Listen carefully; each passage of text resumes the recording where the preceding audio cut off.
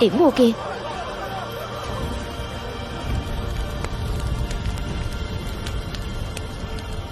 Cô là ai?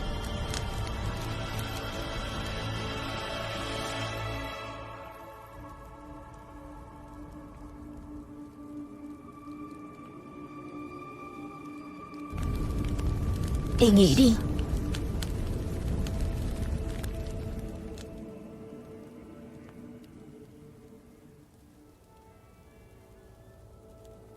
Tôi muốn gặp người phụ trách ở đây của các anh để bàn về một vụ làm ăn.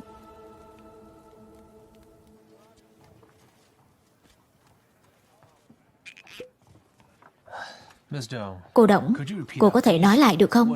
Cô muốn tôi giúp việc gì? Tôi cần người hộ tống tôi về Hạ Thành. Nếu không, tôi sẽ chết dọc đường. Chúng tôi chỉ là một đoàn khảo sát nghiên cứu di tích văn hóa Đông Á, không làm vụ mua bán kiểu như vậy. Tại sao cô lại vào rừng tìm những đoàn khảo sát như chúng tôi để giúp đỡ?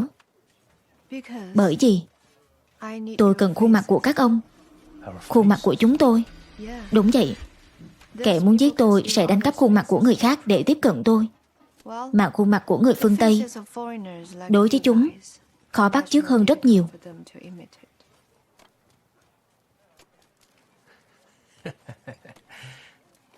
Xem ra Nam Dương lắm chuyện kỳ lạ thật đó. Tôi sẽ cho các ông thứ mình muốn xem như là thù lao. Một vài thứ không tìm thấy ở đây.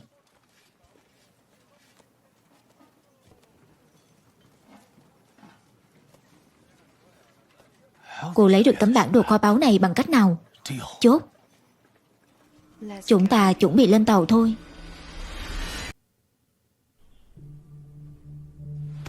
Vậy thì tôi có thể ép cung rồi. Cậu trả lời câu hỏi của tôi. Bây giờ tôi sẽ bắt đầu bóp nát từng đốt xương sống của cậu ta từ trên xuống. Cậu trả lời chậm 1 phút. Tôi sẽ bóp nát thêm 1 đốt. Bây giờ tay của cậu ta vẫn còn cảm giác. 7 phút nữa, ngoài cái đầu còn cử động được. Không đúng. Phải là cậu ta chỉ còn mỗi cái đầu để cử động được thôi. Đừng, tôi sẽ nói với ông ngay bây giờ.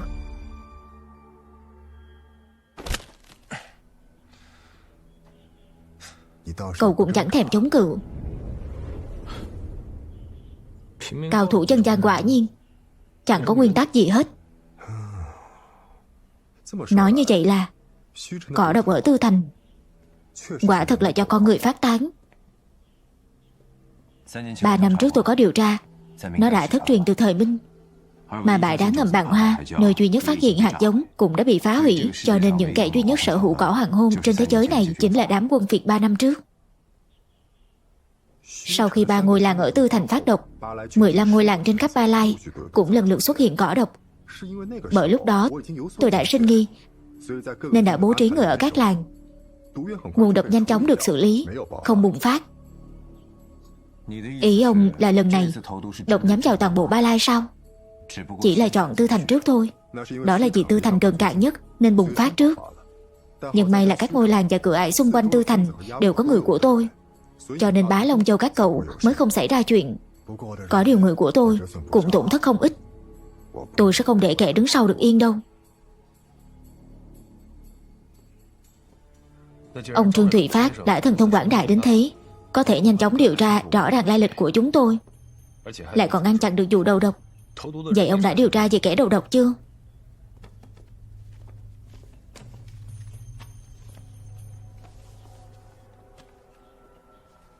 Các cậu nhìn 15 ngôi làng này đi. Chúng vừa khéo trải đều dọc toàn bộ bờ biển. Còn 3 ngôi làng đầu tiên trúng độc ở Tư Thành nằm ở đây. Tôi nối chúng lại theo thứ tự các làng bị nhiễm độc. Phát hiện ra đó thực chất là một bản đồ tuyến hàng hải. Thời gian của tuyến đường này trùng khớp với thời gian bùng phát dịch ở 15 ngôi làng. Bản đồ cỏ hoàng hôn đồng thời bùng phát sớm nhất ở 3 ngôi làng này. Hơn nữa người đầu tiên trúng độc trong 3 ngôi làng ấy đều từng lên tàu Nam An từ Hạ Thành đến Ba Lai vào đầu tuần của tháng 7. Chính là con tàu này, tàu Nam An. Những người trúng độc đầu tiên ở 3 ngôi làng của Tư Thành cũng đều xuống từ tàu Nam An. Điều này cũng chứng thực suy đoán của tôi. Quả nhiên là tàu Nam An. Nếu đúng như các cậu nói, cỏ độc hoàng hôn là do quân Việt gây ra, thì điều duy nhất chưa rõ là mục đích của quân Việt là gì. Nếu đã vậy, sao ông không cử người lên tàu Nam An điều tra, thăm dò là sẽ biết rõ ngay thôi. Tôi đến đây chính là vì việc này. Kể từ khi rời khỏi cuộc hồ sơ Nam Bộ, tôi và người trong tộc của mình đã thề rằng là sẽ không bao giờ quay lại Hạ Thành nữa rồi. Nhưng vẫn cần có người giúp tôi điều tra rõ ràng chuyện này. Mặc dù người của cuộc hồ sơ đều đã qua huấn luyện kháng độc, nhưng cỏ độc hoàng hôn lần này mạnh quá. Người của tôi vẫn chết không ít. Nhưng các cậu từng tiếp xúc với cỏ hoàng hôn mà vẫn không chết. Cho nên tôi mới tìm đến các cậu. Đây là thù lao cho một tấm vé tàu. 3 ngày nữa, đúng lúc tàu Nam An sẽ khởi hành từ Bá Long Châu, cả chặng sẽ tiến về Hạ Thành. Cậu lên tàu giúp tôi điều tra vụ án, còn tôi sẽ giúp cậu chăm sóc người anh em này nha. Nếu trong vòng nửa năm cậu vẫn không điều tra ra manh mối, thì người anh em này của cậu sẽ trở thành phân bón cho đồn điện cao su của tôi đó.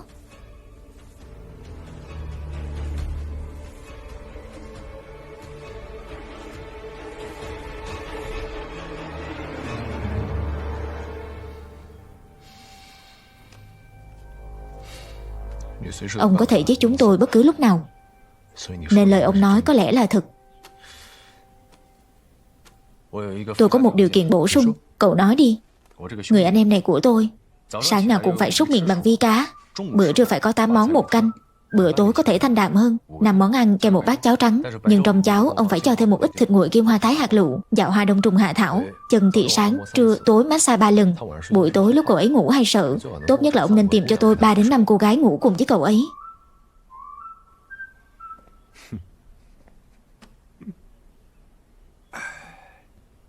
Có phải cậu được một người phụ nữ tên là Trương Hải Kỳ nuôi lớn không? Ông có quan hệ gì với bà ấy?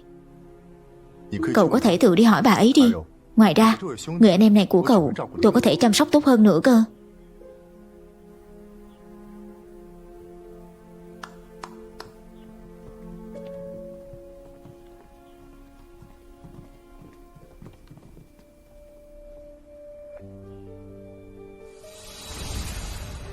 Chẳng phải vé tàu là 3 ngày sau sao? Tàu đã cập bến sớm rồi. Người của tôi sẽ đưa cậu đến đó. Mùi hương kỳ lạ quá.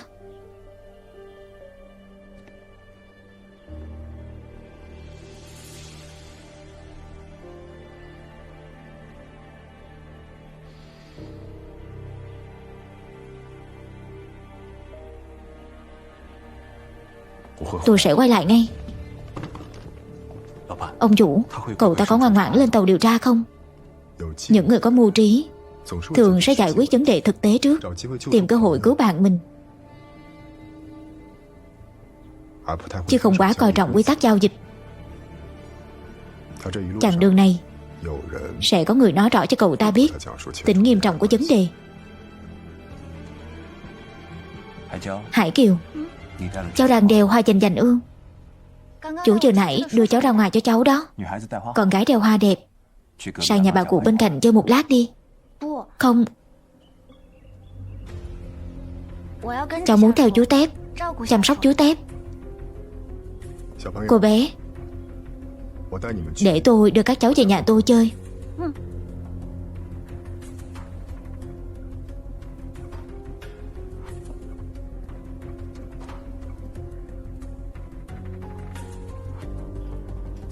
Tiếp theo, bạn cậu sẽ được đưa ra khỏi chi cục hồ sơ Nam Bộ. Chúng tôi sẽ xóa sạch mọi dấu vết ở đó. Nếu sau khi lên tàu, cậu lén xuống tàu quay lại đây, cậu sẽ chỉ thấy một căn nhà trống thôi.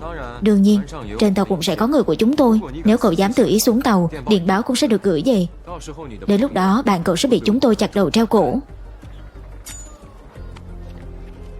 Đừng có chở mấy trò giật giảnh vô ích đó. Khi cậu đi tới đây, họ đã rời đi từ lâu rồi. Còn có người của ông chủ đang theo dõi cậu. Bên cạnh cậu sẽ luôn có tai mắt của chúng tôi. Nếu cậu làm bất cứ chuyện gì không liên quan đến việc điều tra, thì bạn cậu sẽ chết đó.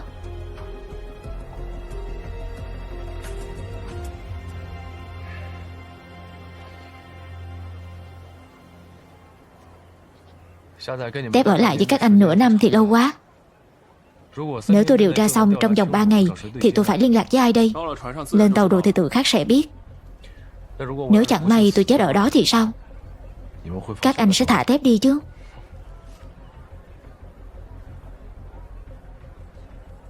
Đi.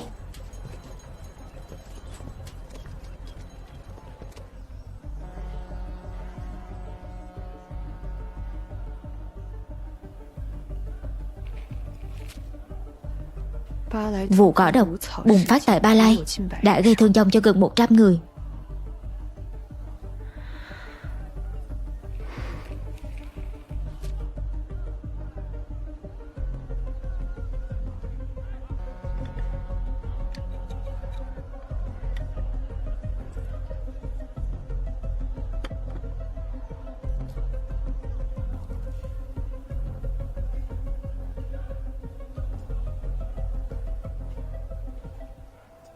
Tàu An Nam.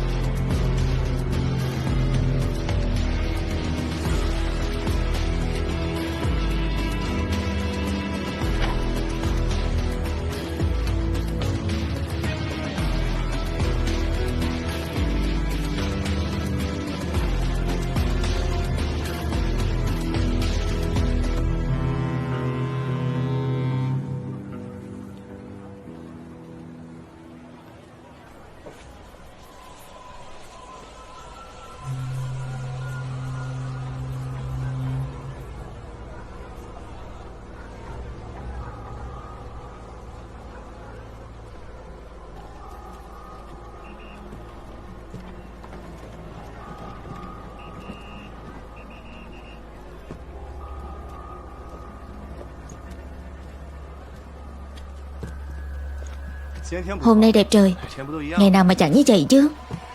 Có mắt không thế? Xin lỗi nhé.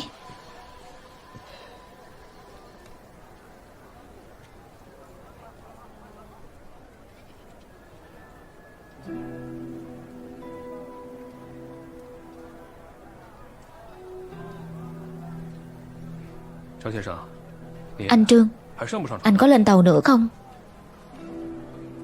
Nhờ anh nhắn lại với Trương Thụy Phát. Tốt nhất là ông ta nên đối xử hào phóng với bạn của tôi, giống như với tôi. Chúng tôi cũng chỉ là làm thuê thôi.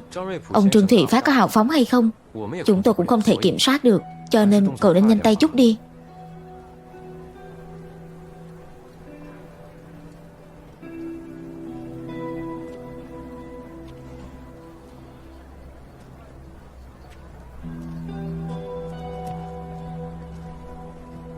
Nào, kiểm tra chút.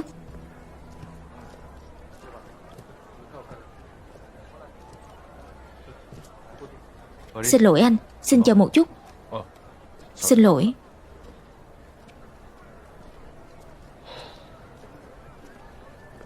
Xin chào anh Trương. Anh là Trương Hải Lâu, cháu trai của ông Trương Thụy Phát phải không? Tôi được cử đến để phục vụ riêng cho anh.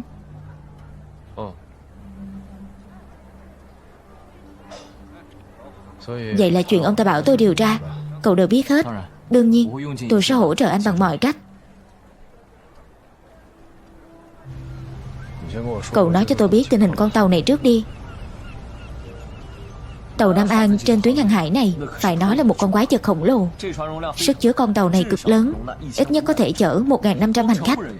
Chỉ riêng nhân viên phục vụ đã có 437 người. Không giống như những con tàu khác, các khoang của nó được chia làm 3 hạng: khoang hạng nhất, khoang hạng nhì và khoang hạng 3. Xét về bản chất, khoang hạng nhất có thể trao đổi, giao lưu với khoang hạng nhì. Nhưng khoang hạng 3 thì khác. Khu vực hoạt động của nó tương đối khép kín. Biển cả khiến con người trở nên điên cuồng. Khi ở trên đất liền, đám người này luôn quy củ, nề nếp. Nhưng tới đây thì cái gì cũng buông thả được. Làm gì mà không mắc bệnh à? Trên tàu có sẵn bác sĩ riêng rồi, có vấn đề gì đều có thể tìm họ khám cho. Chữa cho cả người ở khoang hạng 3 sao? Tất nhiên rồi.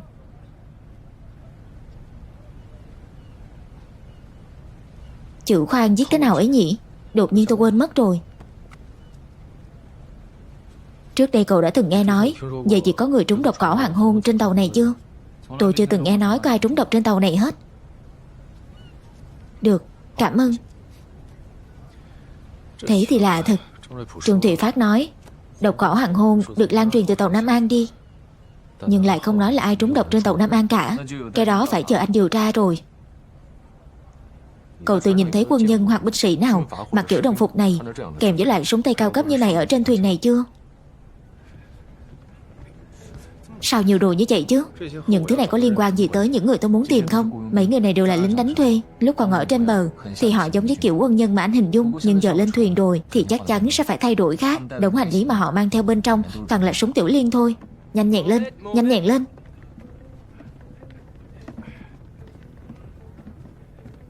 Họ là người anh muốn tìm mà. Anh Trương, anh đang suy nghĩ gì đó? Đó là cô Đổng, con gái của chủ tàu, bà chủ nhỏ của chúng tôi. Lần này từ nơi khác tới lưu trú ở Ba Lai, sau đó thì đi tàu nhà mình về Hạ Thành. Nhờ phúc của cô ấy, đồ ăn trên tàu toàn là rượu và thịt muối châu Âu được vận chuyển từ kho hàng đường biển Ba Lai tới thôi. Cô ấy là bạn của đám người ngoại quốc đó sao? Tất nhiên, nếu không sao thì ngài Qua Lơ có thể mang súng ống lên tàu được chứ. Sao thế?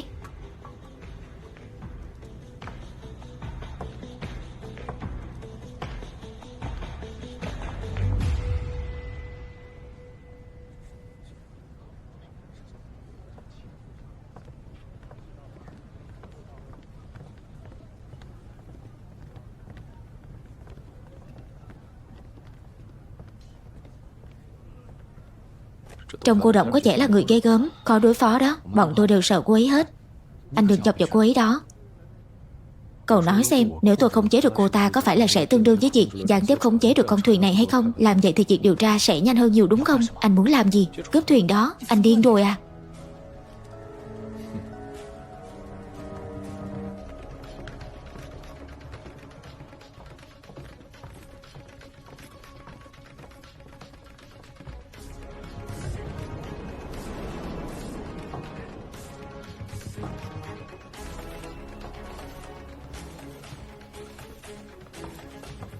Có người theo đuôi. Sườn trái phía sau.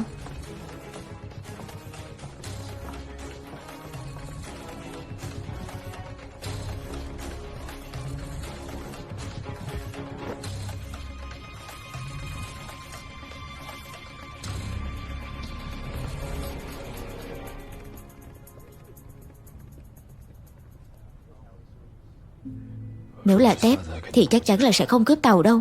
Phải nghĩ cách lợi dụng quyền lực của cô Đổng để tìm ra kẻ reo rắt cỏ hoàng hôn trên tàu.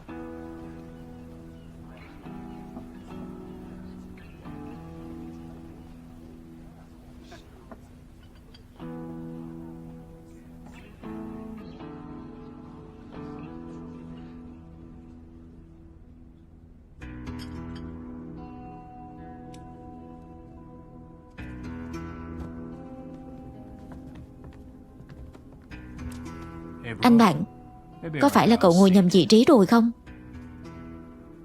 Cô Đổng, hiện tại cô đang gặp nguy hiểm rất lớn, nhưng tôi có thể giúp cô.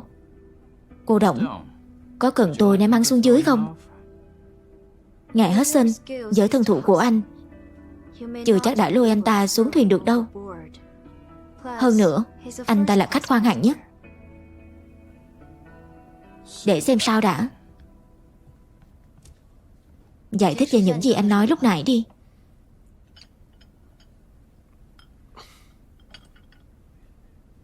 Cô Đổng,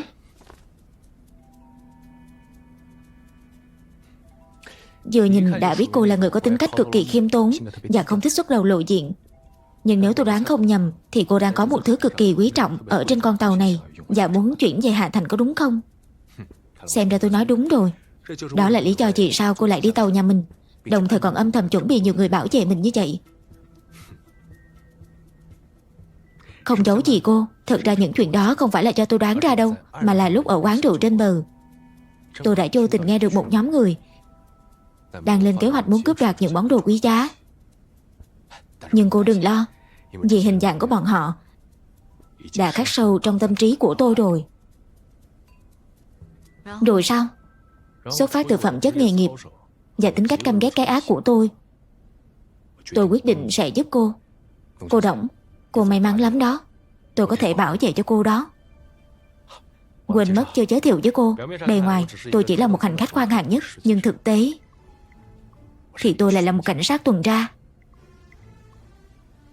Chỉ là lần này tôi ra ngoài làm nhiệm vụ có hơi gấp một chút, nên có lẽ cần phải. Vậy nên anh muốn mượn người của tôi, còn muốn tôi mở đường giúp anh, để anh dễ dàng hành động hơn, đúng không?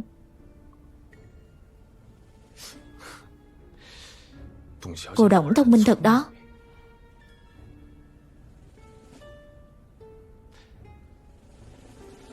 Xin lỗi cho tôi nói thẳng. Tuy lần này cô đã chuẩn bị nhiều người như vậy rồi, nhưng theo tôi thì bọn họ vẫn chưa đủ. Cô cứ yên tâm, là một cảnh sát tuần tra, tôi chưa bao giờ nói dối hết. Hơn nữa cô cũng có mất mát gì đâu. Nhỡ đâu tôi lại nói thật thì sao? Hiện anh nói chuyện chắc như đinh đóng cột như thế, nhưng tới lúc đó mà không tìm được người thì anh giải thích sao về chuyện này đây? Nhỡ không tìm được người, vậy thì tôi chỉ có thể tự phạt 3 chén thôi. Dù sao đây không phải là vấn đề của tôi, chỉ có thể là tôi hiểu rồi. Quán rượu, anh muốn lợi dụng cái cớ để tôi cho anh đặc quyền, giúp anh dễ dàng điều tra chuyện anh muốn điều tra trên con tàu này, có đúng không? Cô Đổng, thật ra được. Cho dù là anh có mục đích gì thì theo nguyên tắc an toàn là trên hết. Trong hoạt động hàng hải, tôi vẫn sẽ cho anh đặc quyền này, nhưng tôi chỉ cho anh 2 ngày thôi.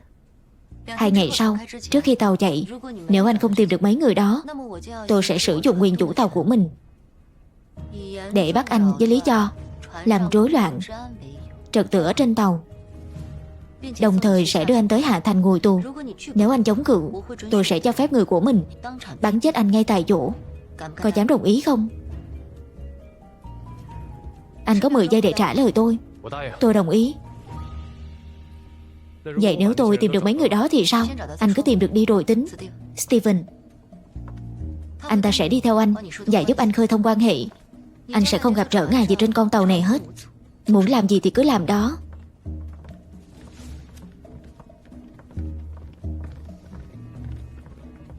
Sao cảm giác cô Đổng này có hơi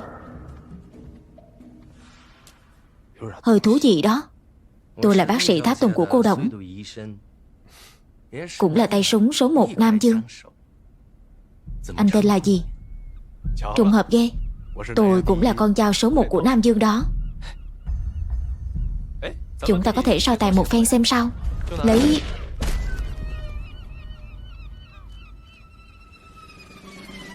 Quả nhiên nhanh thật.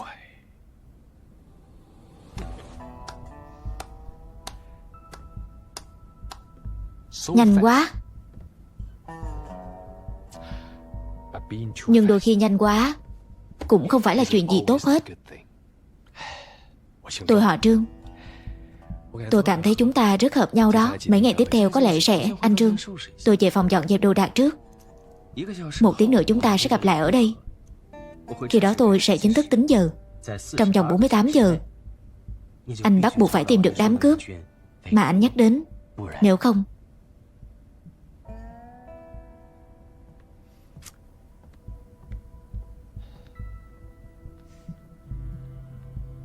Thú gì đó. Steven, ngài Warner nói rồi, không được để bất kỳ ai hay bất cứ chuyện gì làm lỡ việc chạy tàu, bao gồm cả cô Đổng đó. Bảo vệ cô ta không phải là mục đích thực sự của chúng ta đâu. Tôi hiểu. Còn nữa, người đàn ông đó không quan trọng, anh cứ đi theo anh ta. Nhưng nếu anh ta làm nhỡ việc khởi hành của tàu Nam An hoặc có hành động quá quát nào đó thì cứ giết luôn là được.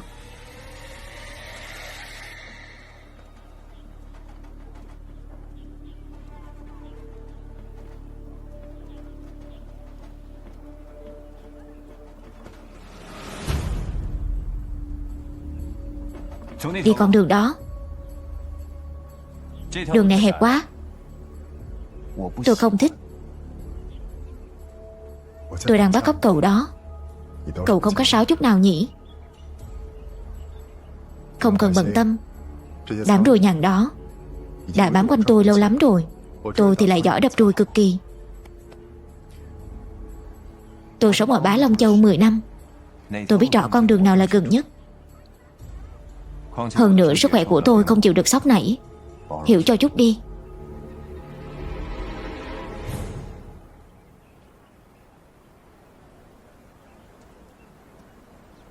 Để tôi.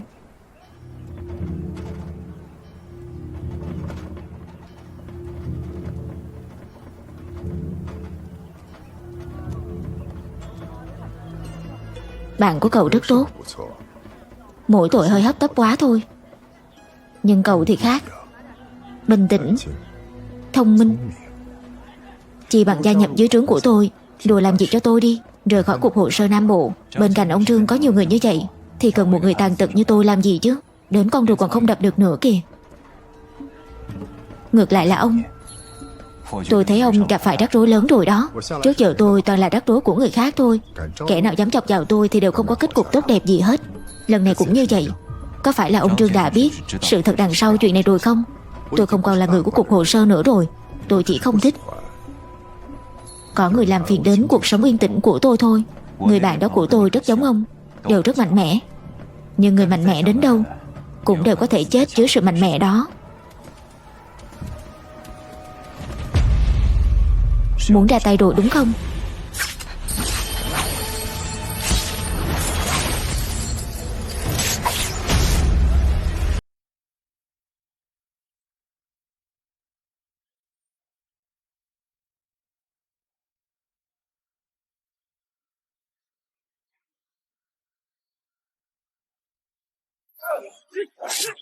Là độc cỏ hoàng hôn.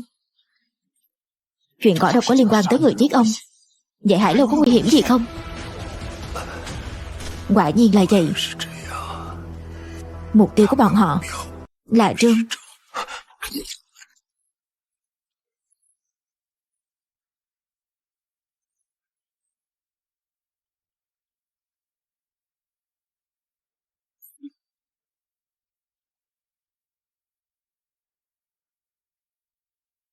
Hải Triều đâu? Chết rồi.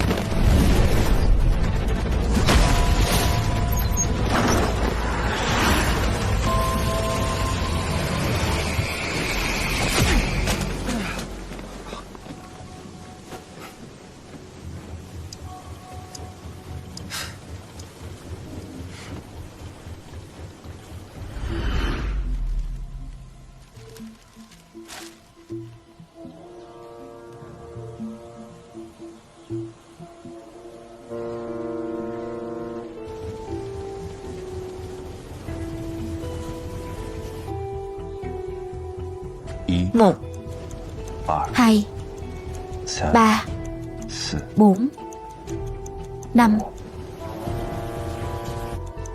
sáu.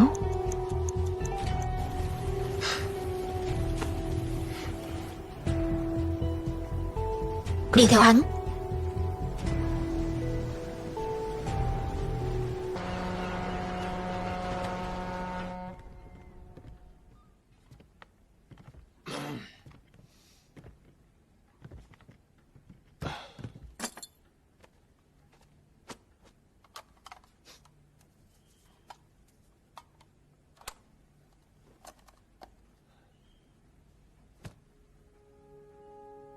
Đừng hút nữa. Mùi thuốc lá ảnh hưởng đến phán đoán của tôi.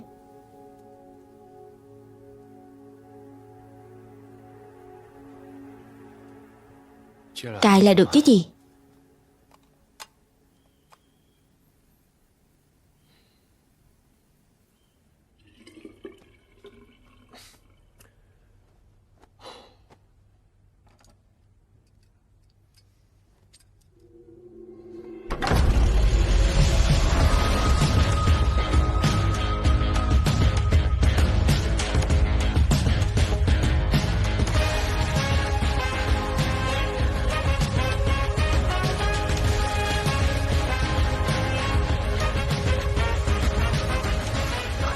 Hai ngày là đủ rồi.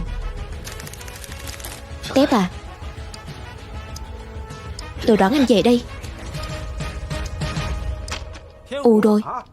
Nào, đưa tiền đây. Sao lại u nữa rồi? Tôi còn chưa xếp bài xong mà. Chơi cái này thì điều tra được gì. Anh còn nhiều tiền không? Cho tôi một ít. Tôi ra ngoài chờ anh. Tôi còn chưa xếp bài xong mà. Này, mấy anh em, dạo này trên thuyền có xảy ra chuyện gì lạ thường không? Kể tôi nghe với. Ngày nào chỗ này chẳng có chuyện lạ. Cậu muốn hỏi chuyện gì?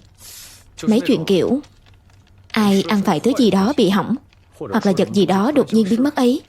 Cứ mấy chuyện đó là được. Tôi biết một chuyện, nhưng không phải là đồ vật, là người. Có nghe không? Nghe chứ. Người này tên là Tống Sai, cũng là một thủy thủ. Một tuần trước, lúc tàu vừa cập bến cảng Ba Lai, thằng nhóc này vẫn ở đây. Nhưng đến khi thuyền nhổ neo thì tự nhiên biến mất tiêu. Nhảy xuống biển rồi à? Không phải. Cái thằng Tống Sai này biến mất rất kỳ lạ. Có ông anh phát hiện ra một chiếc hòm dưới gầm giường của cậu ta trong lúc dọn phòng. Bên trong chứa đầy chai lọ. Trong lọ toàn là ruồi nhặn. Đúng. Nguyên một lọ chứa đầy ruồi sống.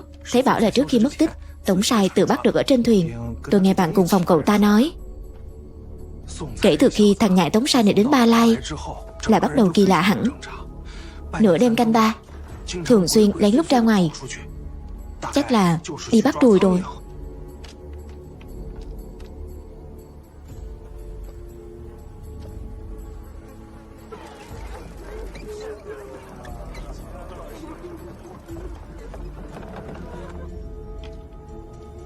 Cái cậu Tống Sai mà các anh nói tới là người Hoa à? Đúng thế, đúng. Cậu ta mất tích lúc nào cũng mới mấy ngày trước thôi. Chắc là tầm đầu tháng 7. Cỏ hoàng hôn đồng thời bùng phát sớm nhất ở 3 ngôi làng này. Mà ở cả 3 ngôi làng này, người đầu tiên bị trúng độc đều từng lên tàu Nam An từ Hạ Thành đến Ba Lai trong tuần đầu tiên của tháng 7. Anh có biết cậu ta ở phòng nào không? Tôi biết. À thì dẫn tôi đến đó đi.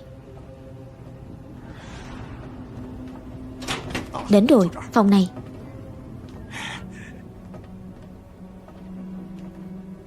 Chính là cái giường này. Lẽ nào Tống Sai dùng ruồi để phát tán độc cỏ hoàng hôn? Ruồi đâu? Ruồi dứt lâu rồi. Thôi thì các cậu cứ từ từ mà xem. Tôi đi trước nhé. Anh có biết một tấm vé khoan hạng nhất của tàu Nam An bằng 3 năm tiền lương của một người bình thường không? Anh Trương lấy đâu ra tiền mà mua vé đắt thế này? Tôi là thằng phá cha chi tử mà.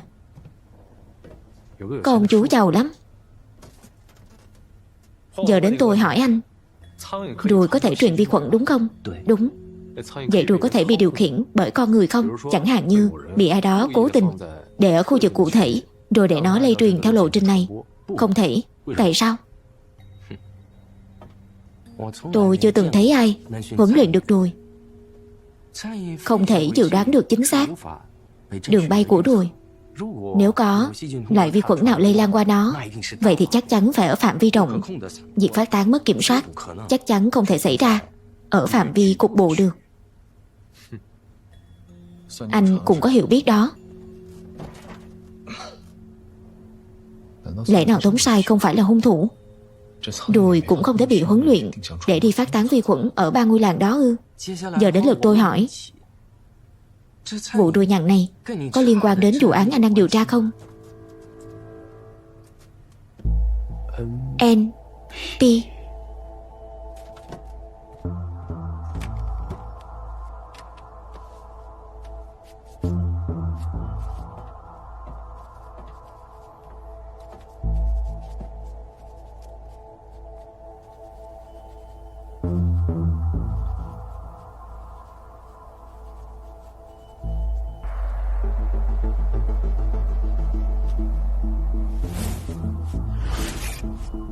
Anh biết chữ Latin.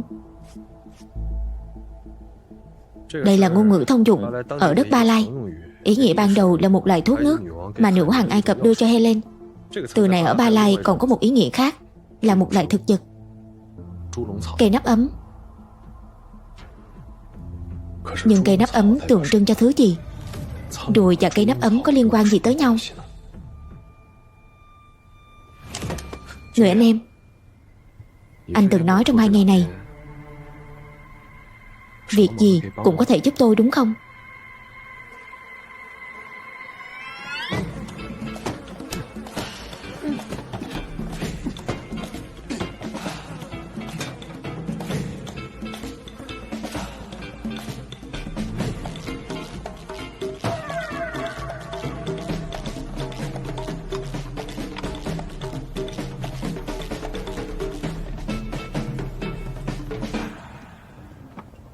Steven, việc của bọn tôi xong rồi.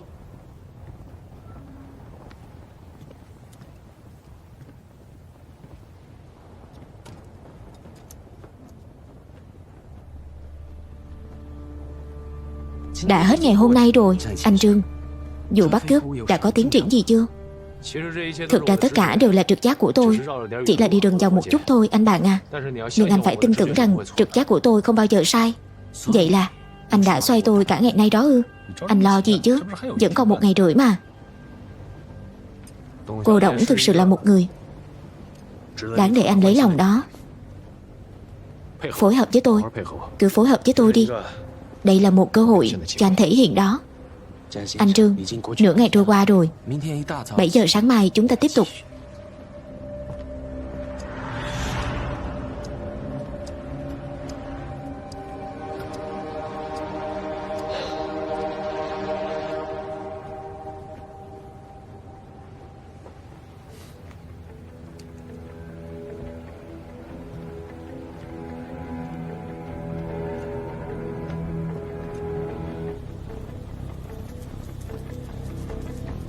Màu đỏ là máu người. Quả nhiên có phát hiện. Phòng đồ dùng y tế.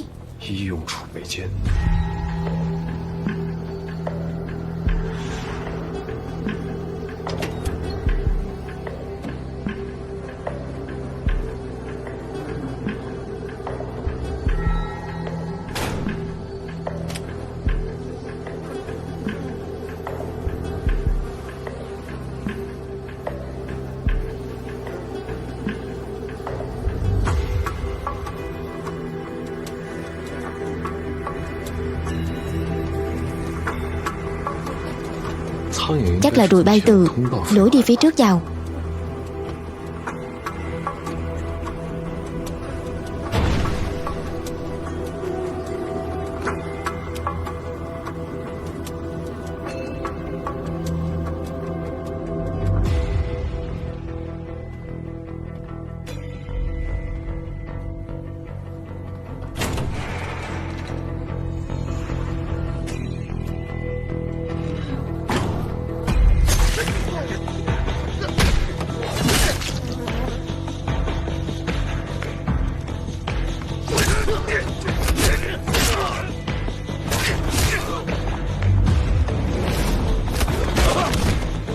Chỗ này từng xảy ra xô xát.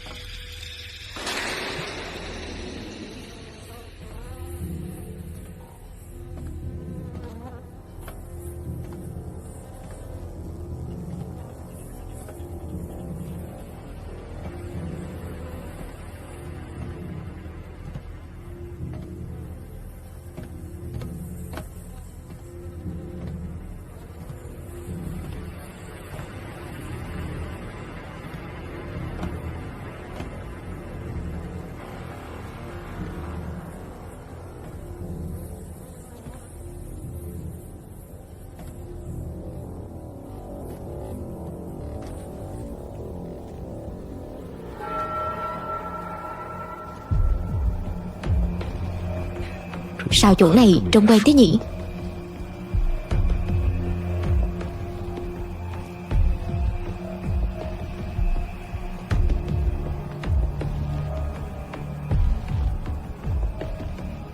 Sao khoang đáy lại đầy bùn thế này?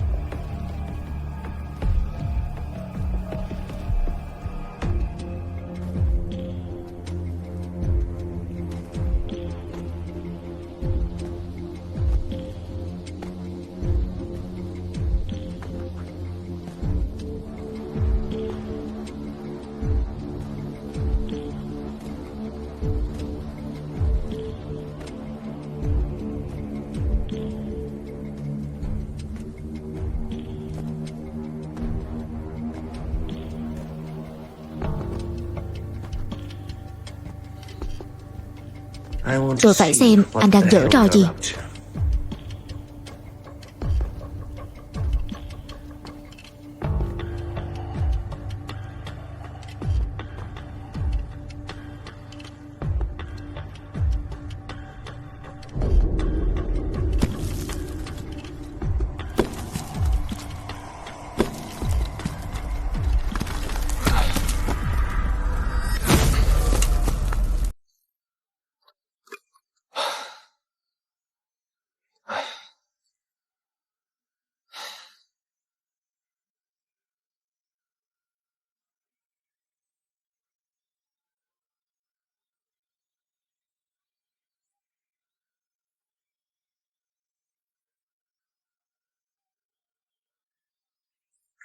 Sao Tổ Đình Tà Thần lại ở dưới hầm tàu Nam An?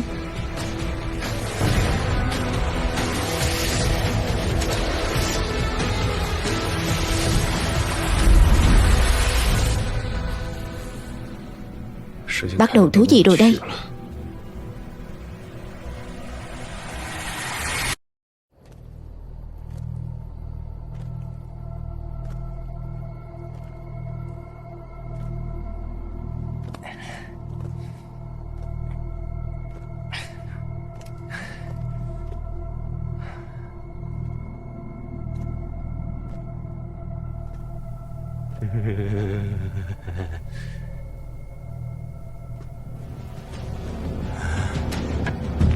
Sao trên tàu lại có thứ này?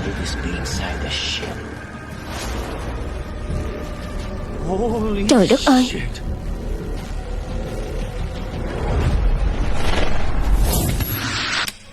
Đến rồi à? Tôi nói anh nghe, đi theo con đùi sẽ tìm được manh mối. Tôi nói đúng chứ?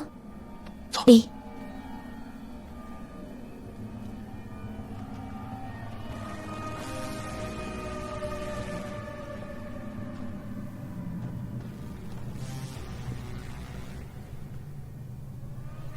Đây là đâu? Xảy ra chuyện gì? Tôi ở trên biển lâu hơn anh. Đây chắc chắn là cách buôn lậu đồ cổ của người phương Đông các anh. Người phương Đông các anh toàn dùng cách này. Tôi thấy anh nói đúng đó. Anh... Sao anh cứ bám vào tôi thế? Tôi bảo vệ anh mà. Bảo vệ? Ở đây sẽ có thứ gì tấn công chúng ta ư? Chẳng phải là ban nãy anh nói có thể đây là nơi buôn lậu đồ cổ sao? Vậy thì kẻ nào có khả năng đến đây tấn công chúng ta? Chẳng phải chính là anh sao?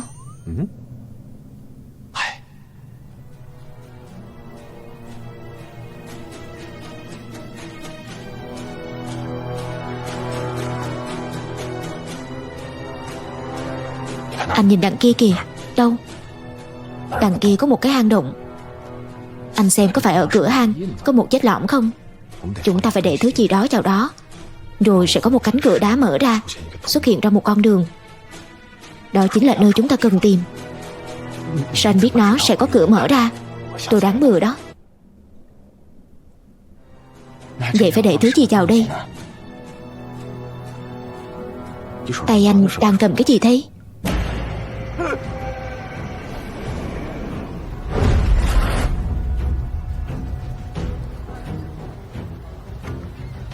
Hôm nay thu hoạch không tệ. Lát nữa chuẩn bị nhé. Đây là tượng thần của thuyền viên. Anh lấy nó ra là chúng sẽ nổi loạn đó. Quá lời rồi, quá lời rồi. Nghe tôi nói này, tôi với nó là chủ quen biết từ lâu rồi, thân cực kỳ luôn. Không sao đâu, đưa tôi đi. Giờ tôi sẽ bắt giữ anh vì tội trộm cắp tài sản trên tàu. Chúng ta chỉ còn một bước nữa thôi là phá được vụ án này rồi. Sự thật nằm ngay sau thứ này. Tại sao tôi phải tin anh? Tôi quyết không tin anh nữa đâu. Được, giờ anh không tin tôi thì anh bắn tôi đi. Chính anh nói đó nhé. Tôi nói đó, nào rút súng đi.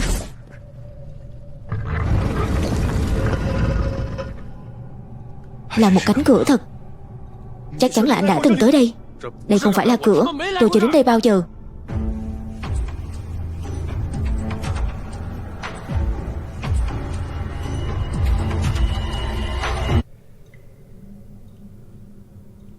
Không phải là cửa thì là cái gì? Là cái gì không quan trọng. Quan trọng là bên trong có gì. Vào xem đi.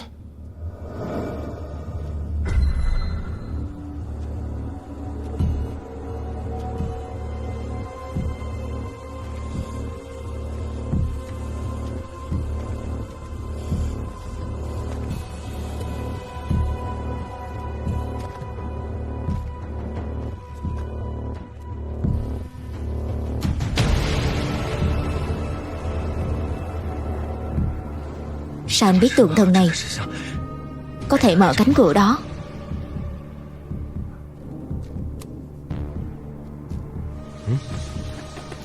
Anh đừng có giở trò nữa. Tôi cho anh xem một màn ảo thuật nhé.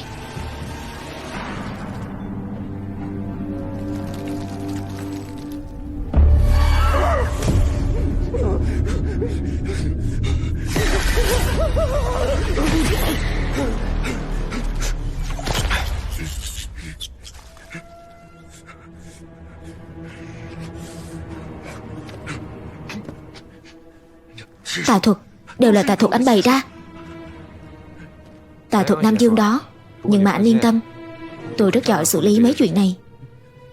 Không thì sao làm được cảnh sát tuần tra ở đây.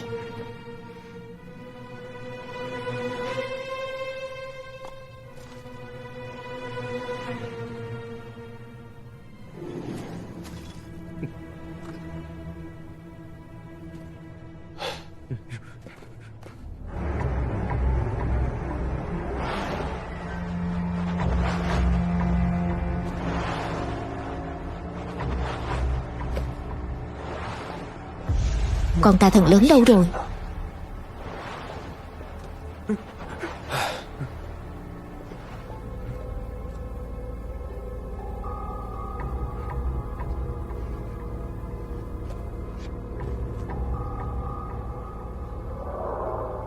Tôi là Trương Tứ Giả của Cục Hồ sơ Nam Bộ ở trụ sở chính Hà Thành.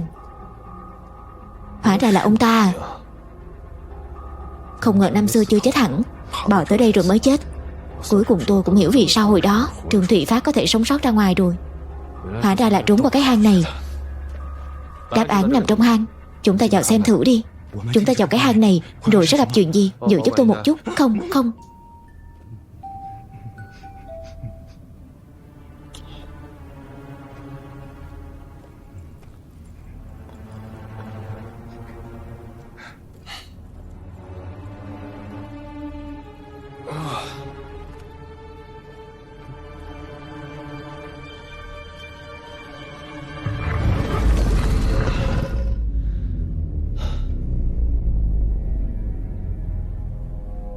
Lần gần nhất anh khóc là khi nào? Từ sau năm 3 tuổi tôi đã không khóc nữa rồi. Tôi đảm bảo lần tiếp theo anh khóc là 30 phút nữa. Tại sao? Chuyện sắp xảy ra sẽ rất đáng sợ. Đi thôi. Chúng ta cùng nhau phá án.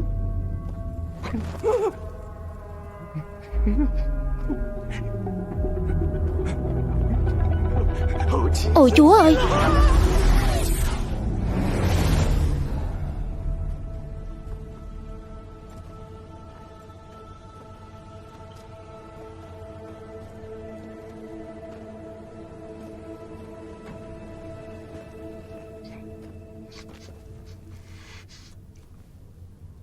Xin lỗi. Tôi cảm thấy rất ngột ngạt nên nhai ít thuốc lá.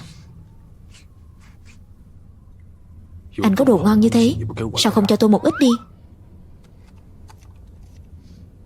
Đừng hút nữa. Mùi thuốc lá sẽ ảnh hưởng đến phán đoán của tôi.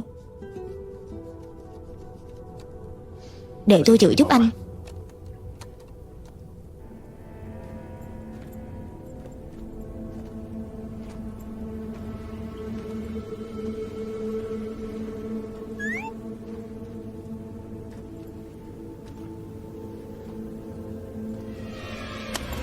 Có người.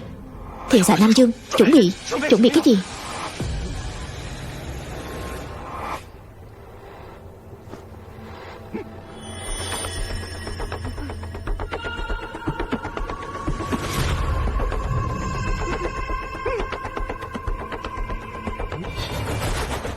Đây là gương sao?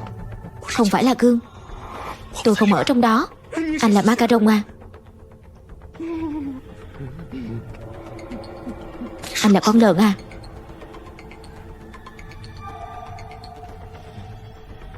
Tôi nhìn rõ rồi. Đây đúng là một tấm gương. Phía trước là đường cục.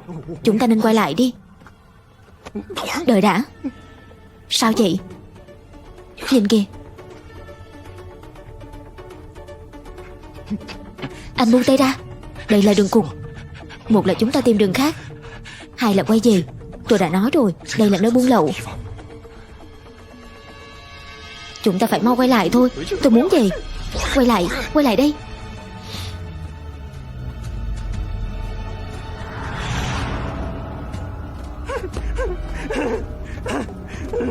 Tôi chịu đủ rồi. Chết tiệt. Tôi muốn về tắm nước nóng, nằm trên chiếc giường ấm áp. Thiện xạ, kết thúc cơn ác mộng này đi. Steven. Thiện xạ. Thiện xạ. Thiện xạ.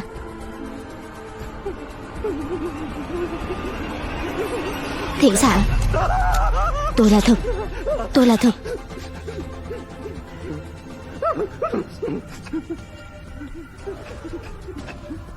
Giờ rồi tôi đâu có tin hắn. Giờ anh phải tin tôi. Không được đi.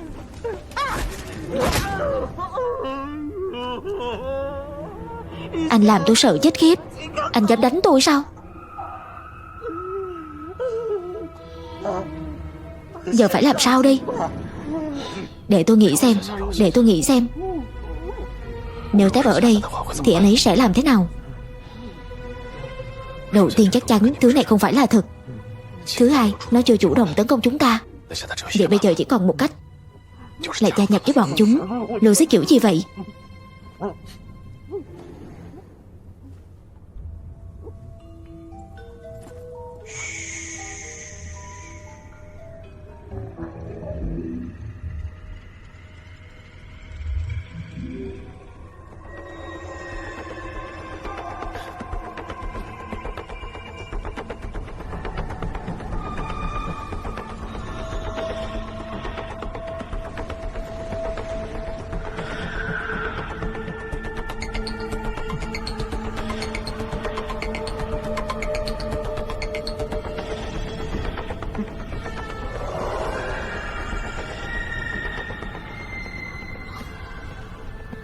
Xem ra tất cả chỉ là ảo giác thôi. Nghe tôi nói này, bây giờ chúng ta đừng để ý tới bọn chúng, cứ đi thẳng về phía trước, chắc chắn sẽ không sao. Ôi mẹ ơi. Bình tĩnh đi.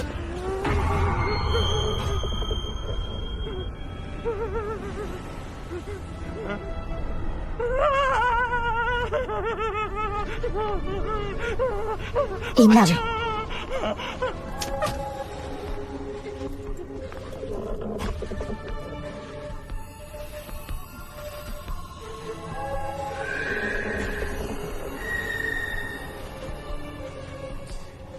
Đại ca, mày lại chơi tao nữa sao?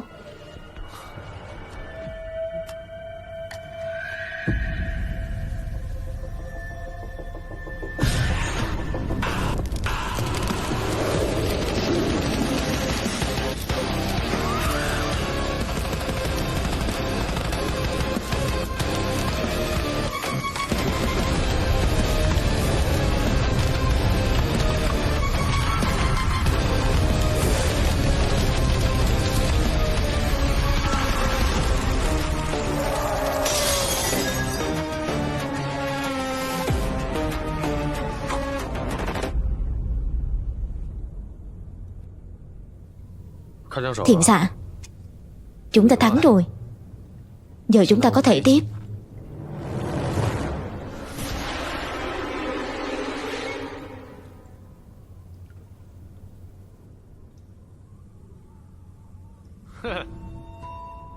Mình hiểu rồi.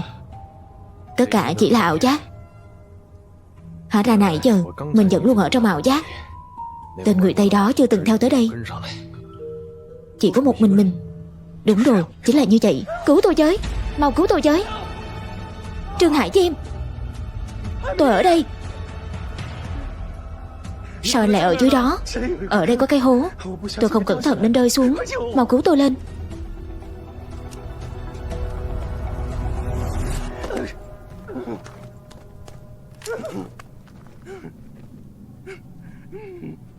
Được rồi, đừng khóc nữa. Giờ nãy tôi đã báo trước với anh rồi còn gì. Đây sẽ là lần cuối cùng trong đời mà anh khóc, đúng không? Nhưng không sao. Bây giờ trong tay chúng ta có con tin rồi. Anh giữ kỹ con tin này nhé. Nếu có chuyện gì xảy ra, anh cứ chặt đầu nó luôn đi là được. Rất hữu dụng đó.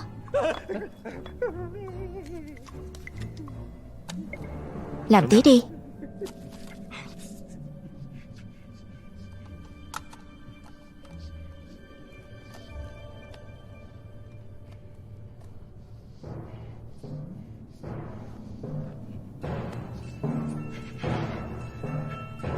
Anh không được kể với ai về chuyện vừa xảy ra. Nếu không, tôi đảm bảo là anh không sống nổi quá 2 ngày đâu. Được, tôi hiểu. Nhưng sao lại rơi xuống cái khe này vậy? Vừa nãy anh ở phía sau tôi mà. Tôi không biết nữa. Lúc tôi vừa quay đầu lại thì vừa hay nhìn thẳng vào thứ ở phía sau. Trước mắt tôi tối sầm rồi rơi xuống đây. Dù sao tôi cũng cảm nhận được ở đây không có cướp. Chúng ta mau tìm đường ra ngoài đi. Đúng vậy, chuyện này liên quan gì tới cướp chứ. Nhưng thú vị thật, lần theo manh mối của Tống Sai, tôi lại tìm được tới tận tổ đình tà thần này. Hơn nữa tổ đình tà thần này lại do chính tôi.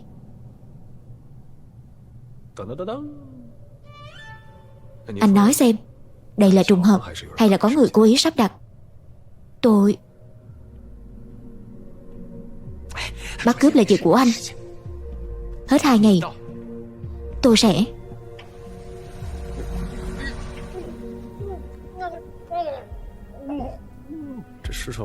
Tôi cũng ngửi thấy mùi xác thối rồi đó.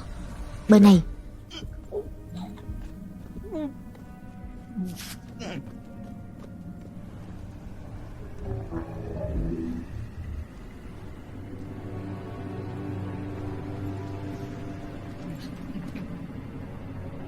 Đưa con tin cho tôi.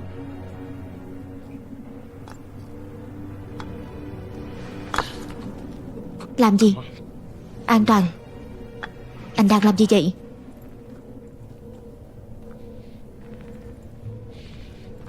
Con lớn đâu rồi? Có dấu vết đánh nhau. Hơn nữa không chỉ có một người. Là dấu vết đánh nhau với thứ gì vậy? Trông có vẻ giống như rắn. Rắn sao? Có con rắn nào lớn như vậy sao? Anh cứ tạm coi là thật đi.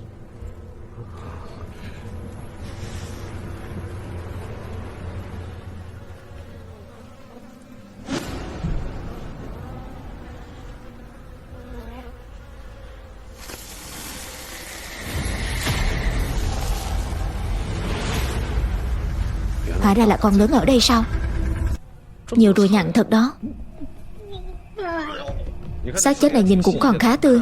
Có vẻ mới chết chưa được bao lâu. Anh bị mù chữ à? Chữ tươi là để giải thích như thế sao? Lạ thật. Thiện xạ, nếu thứ này biến thành cương thi sống dậy thì chặt đầu con tin đó luôn đi cho tôi. Nếu không, anh sẽ phải chôn cùng tôi đó.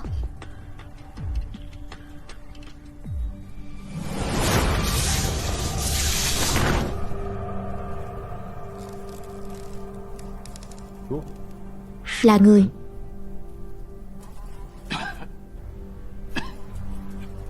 Cao Nhân, cậu vẫn còn sống sao?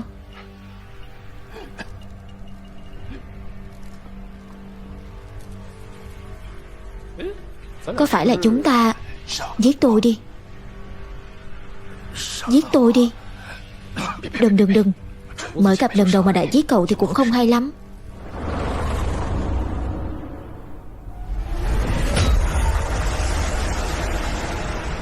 Để tôi cứu cậu ra ngoài.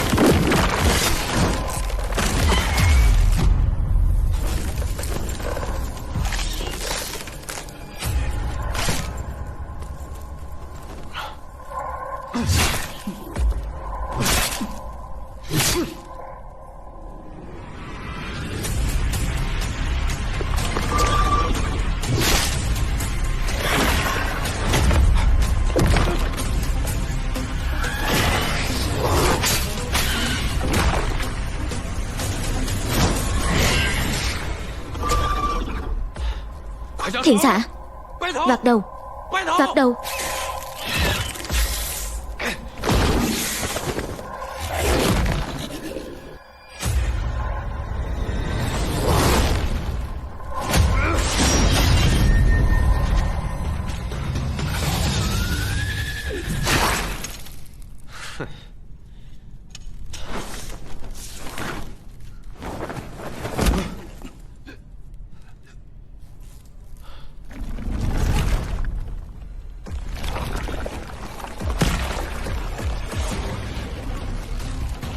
Lại nữa.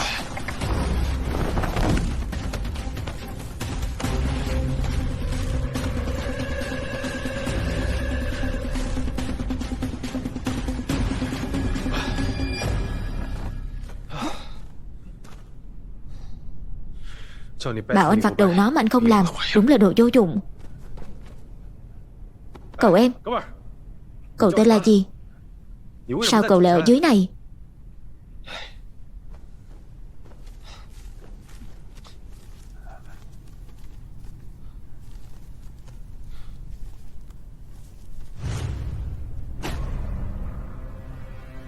Cậu chính là Tống Sai. Có phải là cậu đã phát tán cỏ hoàng hôn không? Có phải cậu không? Không phải. Vậy cỏ hoàng hôn là do ai mang lên tàu Nam An rồi bắt đầu lan truyền?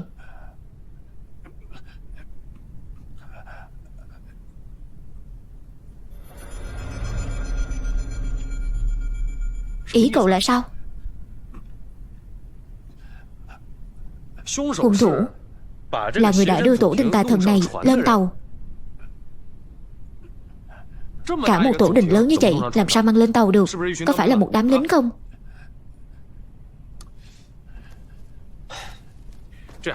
Được rồi, tôi hỏi cậu, hai chữ Andy mà cậu khắc trên giường có liên quan đến hung thủ không?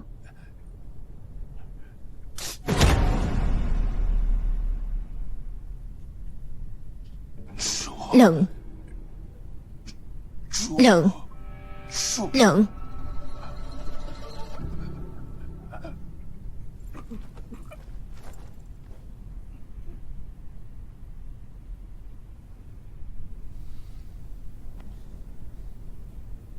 Không phải chứ. Lại thêm một tên chữ động nữa rồi.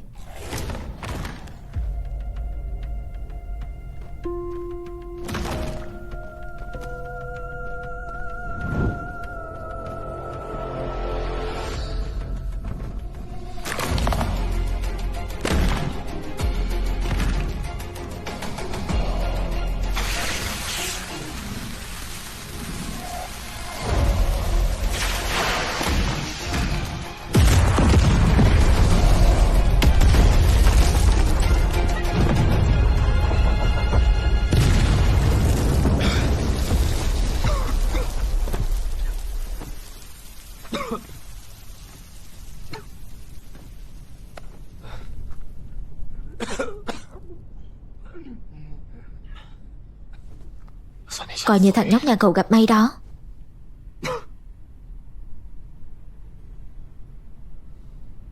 Đi đi đi. Hai người là ai vậy? Trương Thụy Phát sắp chết đến nơi rồi, cậu còn hỏi tôi là ai? Tống Sai.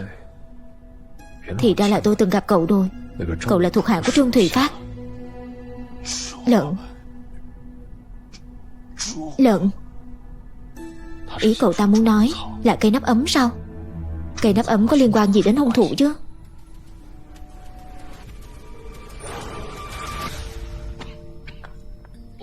Sao thứ này cũng đi theo ra đây? Thôi bỏ đi, đừng quan tâm nữa. Rời khỏi đây trước đã.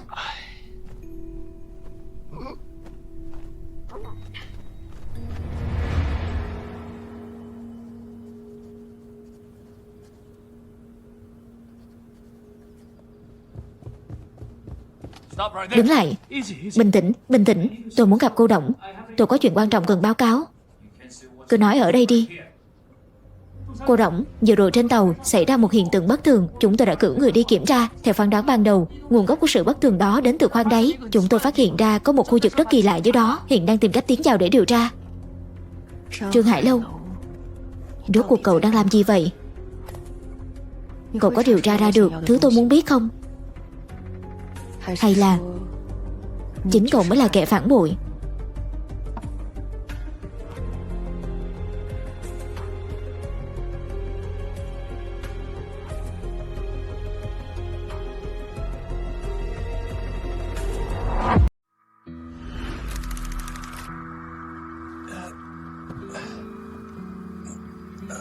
Cậu tỉnh rồi à? Tôi lại cứ tưởng cậu sẽ chết trên thuyền của tôi cơ đó. Nào, uống chút nước đi.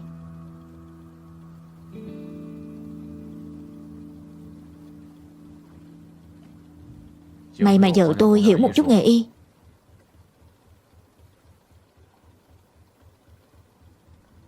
Đợi thuyền cập bến là cậu xuống ngay nhé. Tôi không muốn dính vào rắc rối đâu.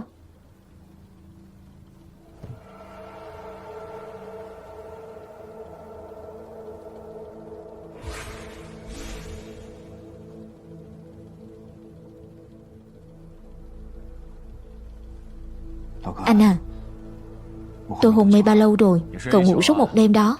Đó, trời cũng sáng rồi. Vậy bây giờ chúng ta vẫn đang ở Bá Long Châu sao? Đúng vậy. Tôi đang giao hàng dọc đường. Lát nữa sẽ quay về. Tôi nhớ thuyền của anh khoảng 4 giờ chiều sẽ quay lại bến cảng Bá Long Châu. Đến đó anh thả tôi xuống nhé. Tôi có việc cần giải quyết. Sao cậu lại biết rõ như vậy?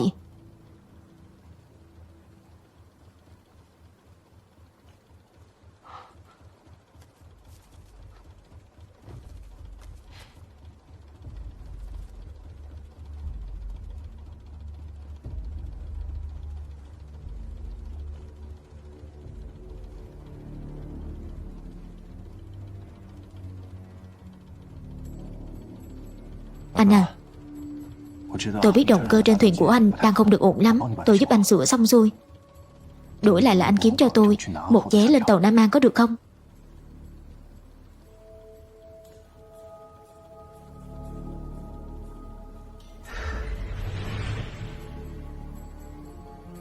Coi như là giúp tôi một việc nhỏ đi. Động cơ của tôi có vấn đề mà cậu cũng biết.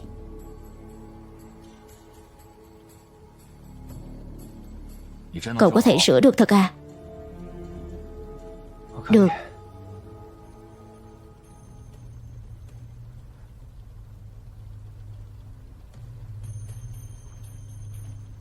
Vậy thỏa thuận nhé. Người anh em, cậu bị thương đến mức này rồi mà còn định đi làm chuyện gì nữa đây? Có chuyện gì quan trọng hơn cả tính mạng sao? Trước khi tàu khởi hành, mình nhất định phải lên được tàu Nam An. Đám người phát tán loại cỏ độc đó rất nguy hiểm. Trương Hải Lâu, anh nhất định phải cẩn thận.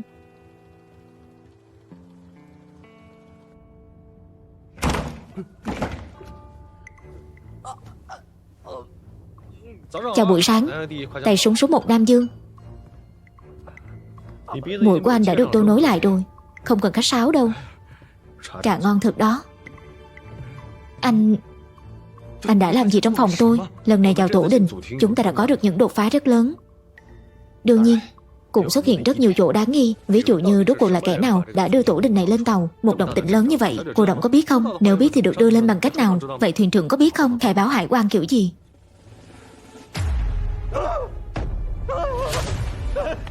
Còn nữa, lúc chúng ta ở tổ đình, tôi thấy có rất nhiều dấu vết giao tranh, là do những người nào để lại. Trên đó còn có rất nhiều vết đạn từ súng và pháo. Anh là người hiểu súng nhất. Đó là loại súng gì? Tôi không biết. Tôi không nhớ. Anh nhất định phải biết. Anh nhất định phải nhớ ra. Khẩu súng đó có phải là Luger không? Chuyện này rất quan trọng. À đúng rồi, sau khi anh rơi xuống đường hầm đó thì đã nhìn thấy gì? Anh cố nhớ lại cho kỹ đi. Anh biết mà, chính là cái đường hầm mà anh có thể nhìn thấy vô số phiên bản của chính mình đó. Nơi mà anh đã sợ phát khóc đó. Mẹ ơi! Nghĩ kỹ đi, Thiện xạ. Chúng ta đang rơi vào một cái bẫy lớn mất rồi. Bẫy lớn lắm đó. Bẫy lớn gì? Tất cả đều là trò ma quỷ cho anh bày ra. Tà thuật. Tất cả đều là tà thuật. Chính anh mới là nguồn gốc của mọi tội ác. Cần phải giải quyết anh. Mọi chuyện sẽ kết thúc. Anh không giải quyết được vấn đề thì thôi đi, nhưng không thể nghĩ đến chuyện giải quyết người đặt ra vấn đề được, đúng không? Hiện giờ điều duy nhất mà chúng ta biết được là những kẻ phát tán cỏ hoàng hôn và những kẻ đưa tổ đình tà thần lên tàu là cùng một nhóm người. Nói cách khác, chính là đám người ở bãi đá ngầm Bàn Hoa. Nhưng rốt cuộc mục đích của chúng là gì? Tại sao lại cho phát tán cỏ hoàng hôn? Và tại sao lại đưa tổ đình này lên tàu? Giữa hai việc đó có mối liên hệ gì? Không còn thời gian nữa rồi. Step, nếu là anh thì anh sẽ làm thế nào? Sau này khi gặp chuyện, nhất định phải giữ bình tĩnh. Tuyệt đối không được hành động bốc đồng. Nhưng tôi không còn thời gian nữa rồi.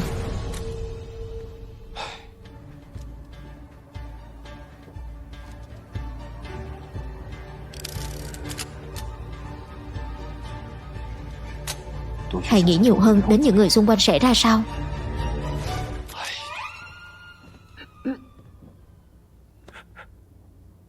Steven, anh có niềm tin không?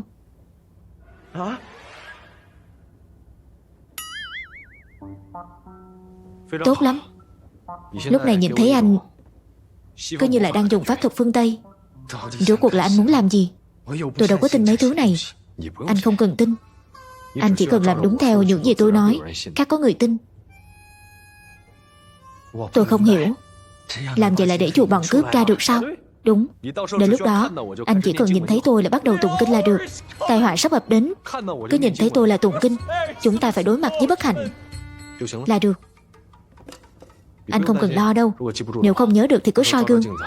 Tôi viết kinh văn lên trên mặt anh rồi nè. Anh họ Trương kia. Kiên trì nhé người anh em. Anh kiên trì thêm một ngày đi là có thể giết tôi rồi.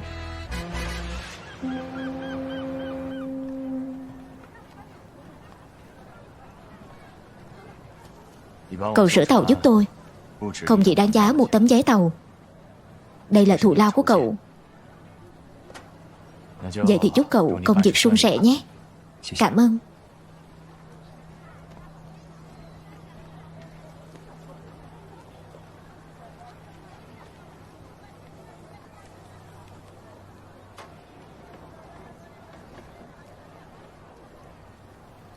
Mùi này quen thuộc thế.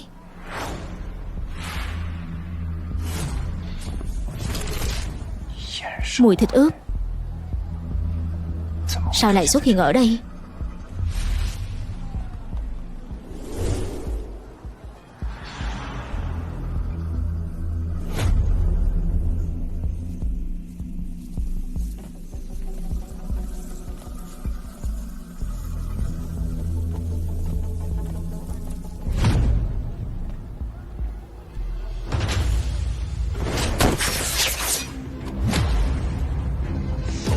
Phá hủy mọi thứ ở đây đi. Cả bọn chúng nữa. Tay pháo quan đó.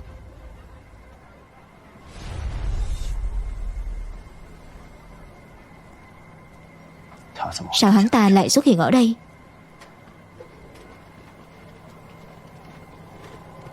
Chào anh, tôi muốn lên tàu. Làm gấp giúp tôi được không?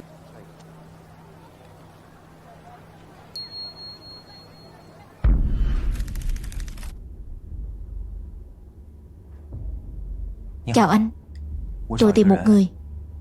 Nó tên là Trương Hải Lâu, đeo một chiếc kính viền vàng. Tôi là anh nó.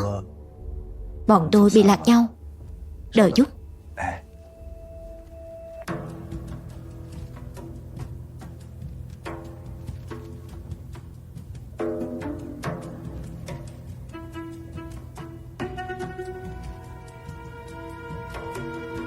Xin lỗi anh, chỗ bọn tôi không có khách nào tên là Trương Hải Lâu.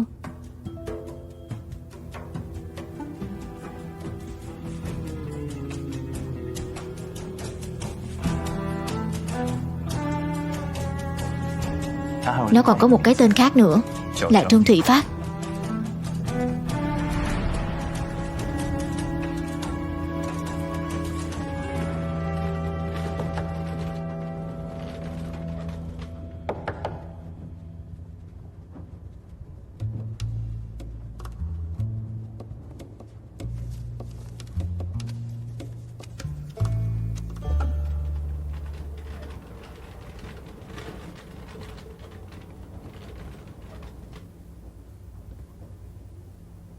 Tôi sẽ ngồi đây đợi nó. Nếu anh gặp nó thì báo cho nó một câu nhé. Dân.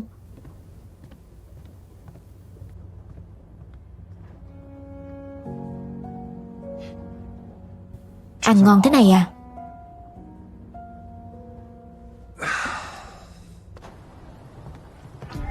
Chào buổi chiều. Chào buổi chiều. Chào buổi chiều. Hôm nay trông anh đẹp trai thật đó. Đây là ai vậy? Chào nhé. Đó là thần y Ba Lai à? Nghe nói kiểu người này có vài bản lĩnh bẩm sinh. Đúng thế, trông có vẻ không giống như là người bình thường thật.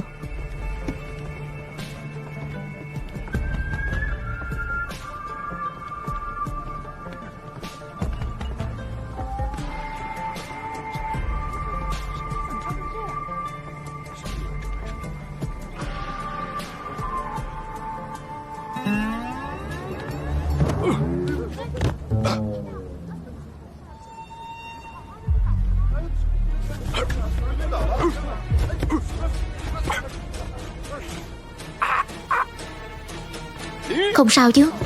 Anh không sao chứ?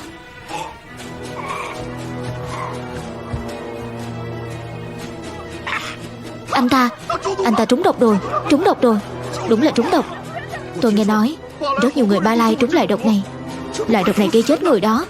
Mọi người đừng lại gần nhé. Mau lùi lại đi. Đừng lại gần. Bác sĩ, cứu tôi. Bình tĩnh.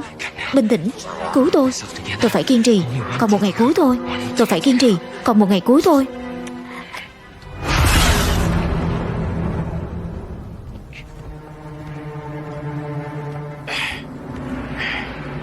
Mau niệm kinh. Mau niệm kinh. Tai họa sắp giáng xuống rồi. Chúng ta phải đối mặt với bất hạnh. Chỉ những đứa trẻ nào tin vào Thượng Đế mới được chúc phúc. Thượng Đế sẽ phù hộ chúng ta. Xin hãy giúp đỡ người có phúc đáng thương như thế này. Anh ấy là một hành giả nghèo khổ.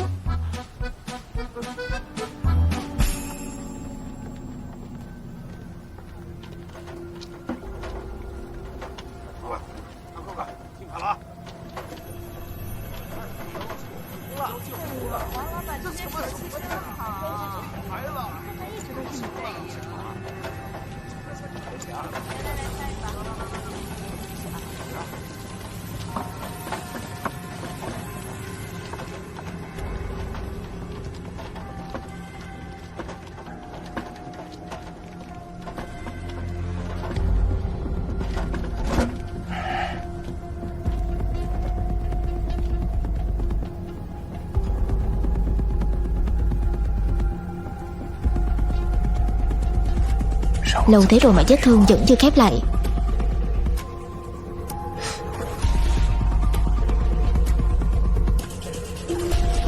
Trương Hải Lâu, anh đang ở đâu?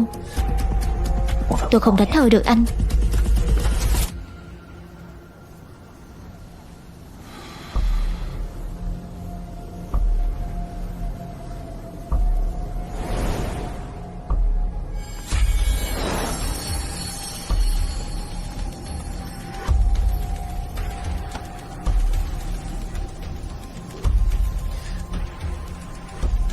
Hải Lâu.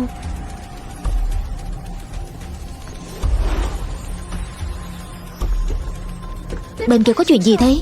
Nghe nói có người trúng cỏ độc gây chết người. Có một bác sĩ đang cứu người tại đó.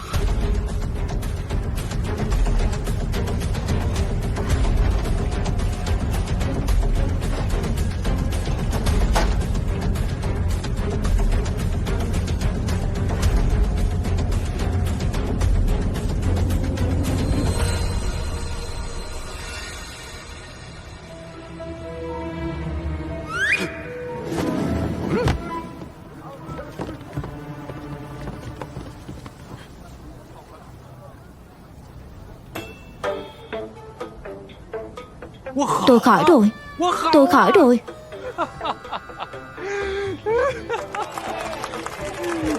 Thần kỳ quá. Cảm ơn bác sĩ. Cảm ơn. Thần y Ba Lai. Cảm tạ thần y Ba Lai.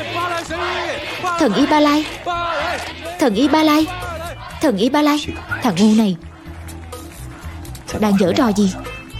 Sau này mọi người bị bệnh gì, chỉ cần tìm đến Steven. Steven đều có thể chữa giúp cho mọi người, hiểu không? Cho một tràng pháo tay đi. Anh ấy là sứ giả của ông trời, cử đến giúp chúng ta.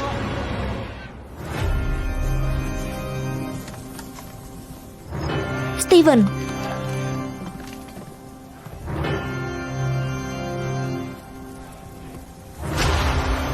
Ý của phó quan đó là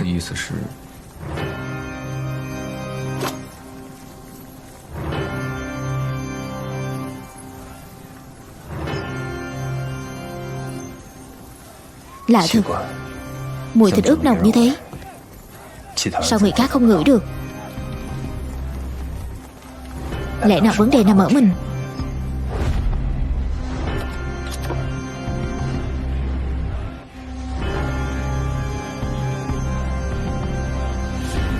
Thần y. Thần y. Thần y.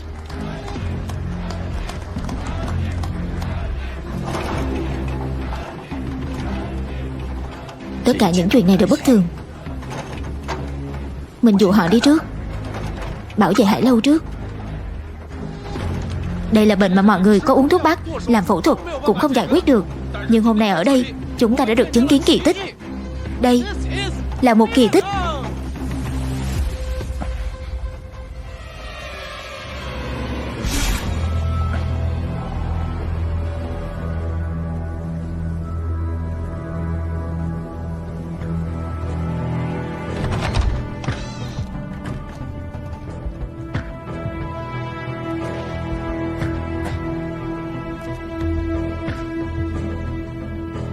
Quả đúng là độc.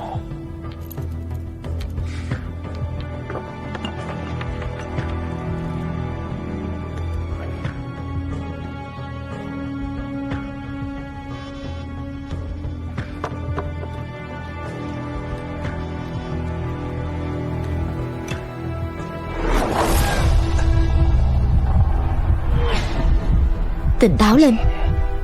Tỉnh táo lên. Nghĩ cách.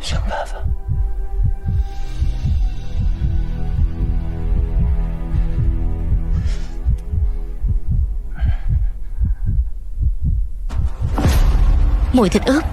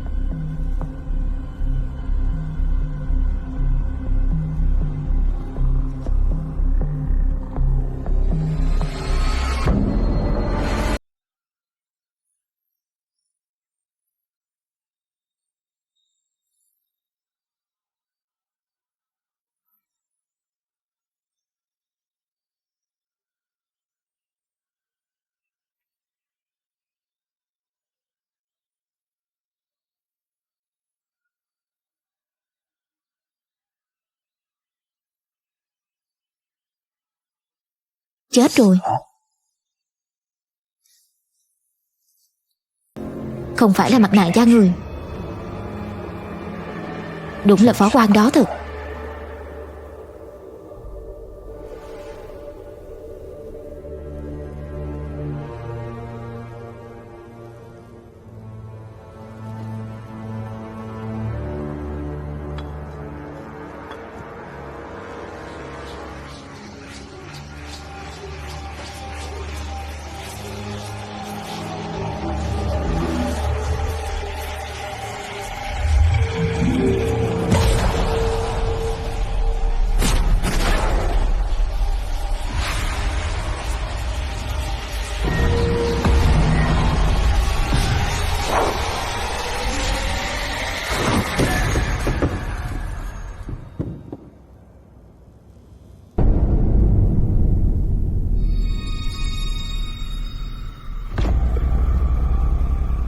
Đây là đâu?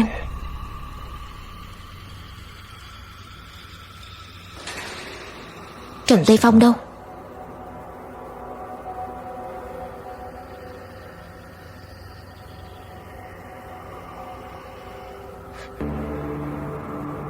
Sao mình không cử động được?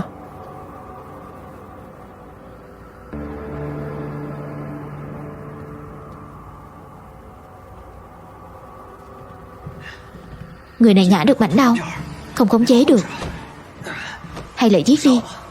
Bộ não của tên ngồi xe lăn kia giận có ít hơn. Cho hắn một cơ hội đi, để hắn làm việc cho chúng ta. Tiếc là hắn không còn đi được. Giết Quách đi cho rồi.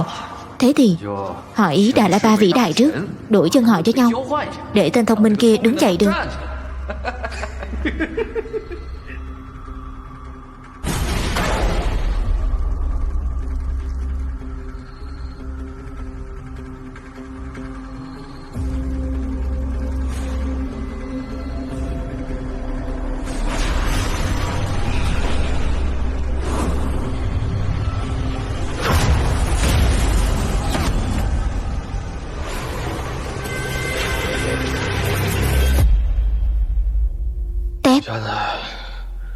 Trương Hải Hiệp.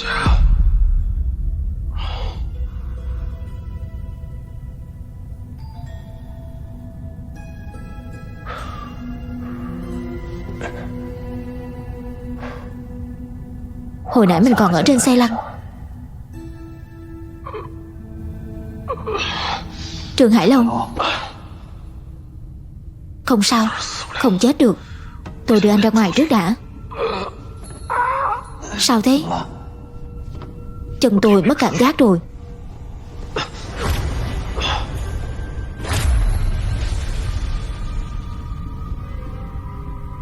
Đây là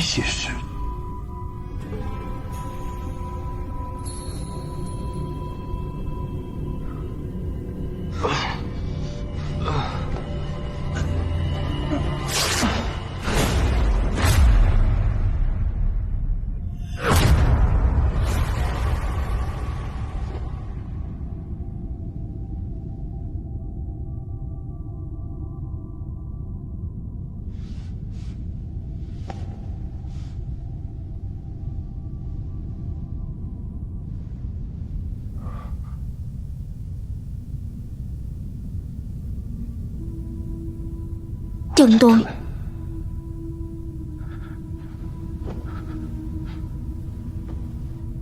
Chân tôi có cảm giác rồi.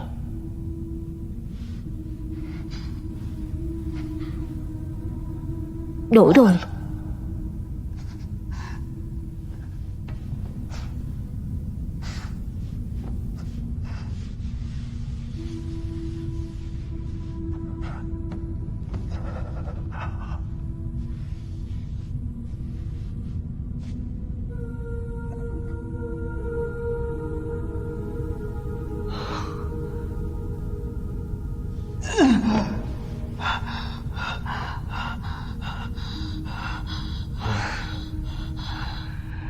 Tép, anh đứng dậy được rồi. Không thể thế được. Sao trên đời này lại có cách đổi chân được? Chắc chắn là có vấn đề gì đó.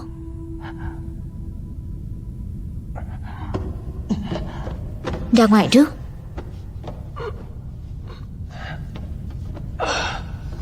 Nào.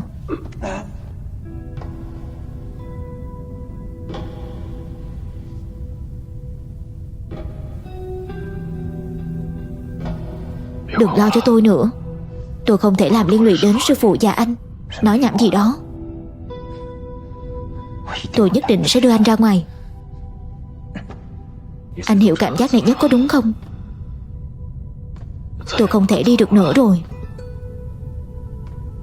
Không thể làm nhiệm vụ được nữa rồi.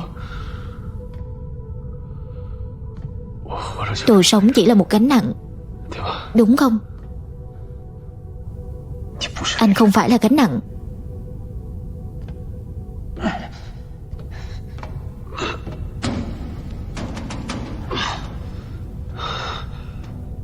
Anh xem.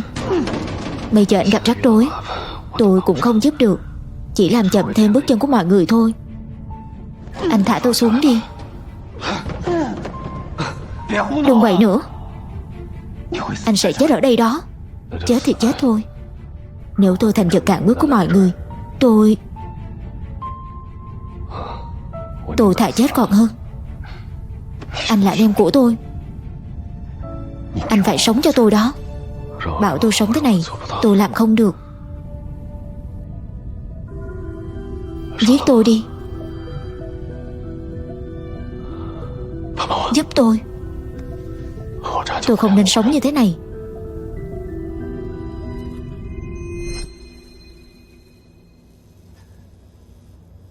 Anh hiểu cảm giác này nhất nhỉ? Không thể đi làm nhiệm vụ nữa rồi. Cậu sống cũng chỉ liên lụy đến người khác thôi.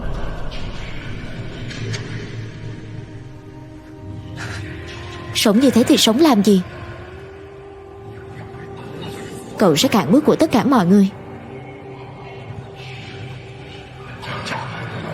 Ra tay đi, Trương Hải Hiệp.